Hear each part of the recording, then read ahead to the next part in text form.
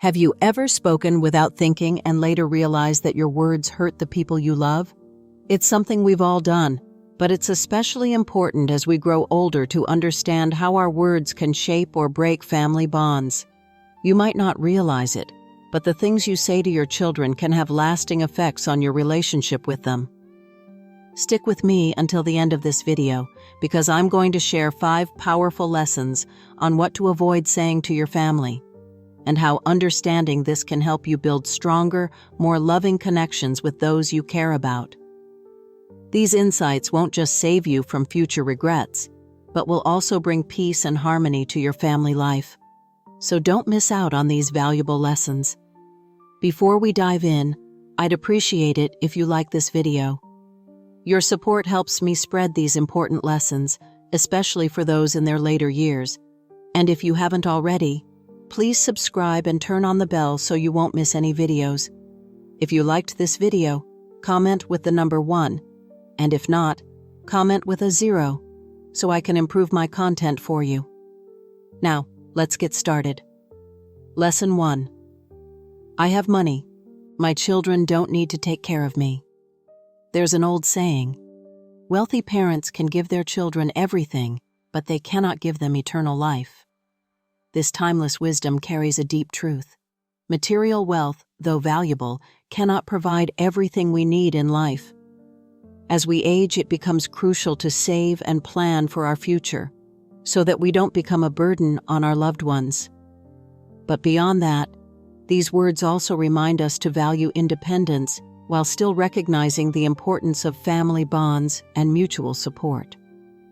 I've personally learned this lesson. At 75, I've lived through a lot and have seen just how important family connection is. Early in life, I thought I knew it all about money, about independence, and about how to manage things. But as time went on, I realized how much I didn't understand. My husband and I worked hard, saved well, and built a comfortable life. But when it came time to help our son purchase his first home, we used all our savings, thinking it was our duty as parents. When we decided to live independently, my husband and I wanted to avoid being a burden to our children. I remember telling my daughter-in-law, "We have money. Our children don't need to take care of us." It was meant to express our independence, but little did I know these words created an invisible wall between us. Over time, I refused to help with raising the grandchild, believing it wasn't my place.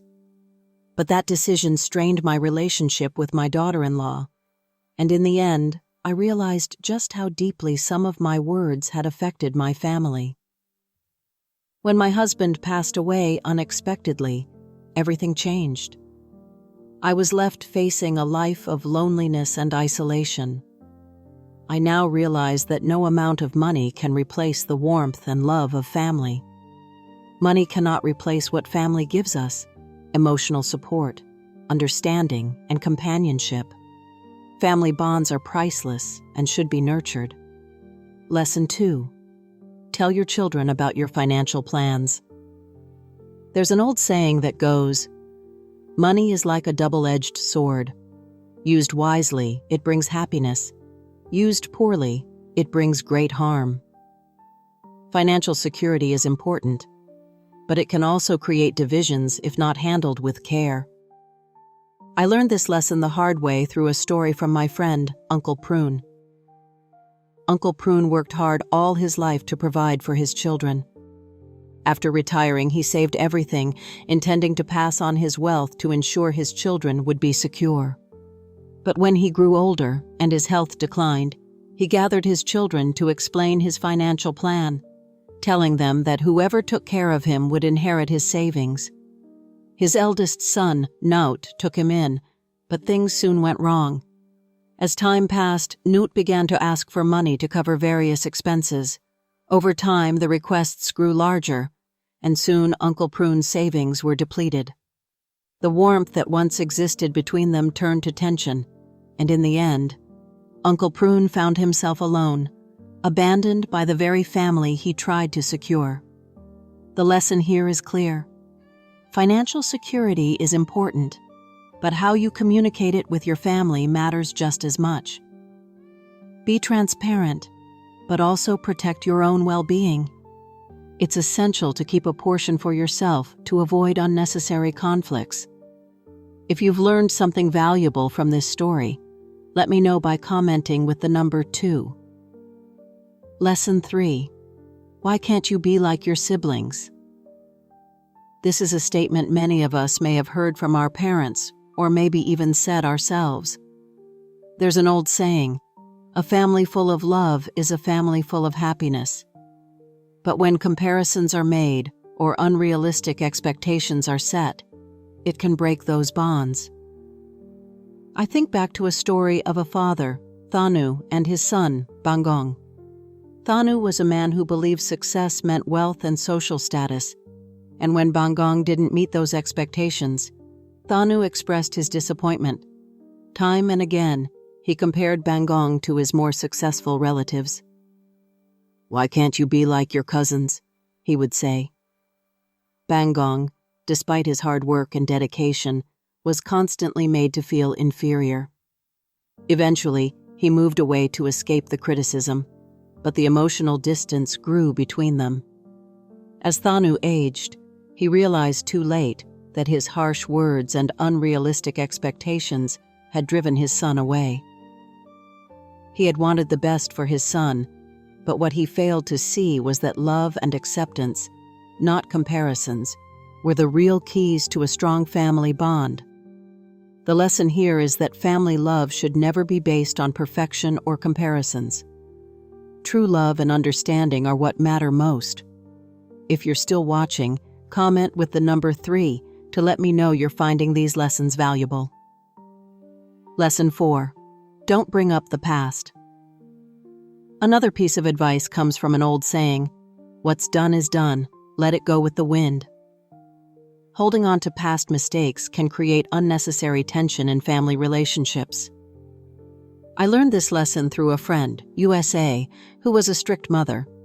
She often brought up old grievances with her children, even years after they had been resolved. USA's insistence on revisiting old wrongs created a distance between her and her children. When she fell ill, her children still took care of her, but the warmth and closeness that should have been there had faded. She realized too late that by constantly bringing up the past, she had pushed her children away. The lesson here is simple. Holding on to past grievances only causes more harm. Letting go of old wounds and offering forgiveness is the key to healing and building stronger family relationships. Lesson 5. Harsh words hurt family members. The final lesson is the power of words. Harsh words can leave scars that last a lifetime. I witnessed this through my friend Grandma Wah. She often criticized her daughter Mime for not living up to her expectations.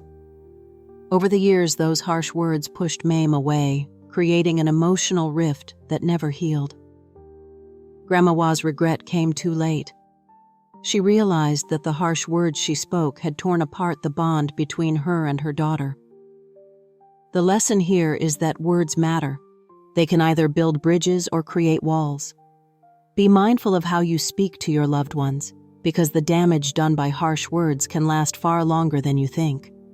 As we grow older, the way we communicate with our families becomes even more important. The lessons shared in this video are meant to guide you toward creating stronger, more loving family bonds. Words have the power to shape relationships, so let's use them to strengthen, not weaken, those connections. I'd love to hear from you.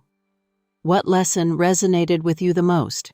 Share your thoughts in the comments below, and don't forget to like, share, and subscribe for more valuable content. Thank you for watching, and I'll see you in the next video.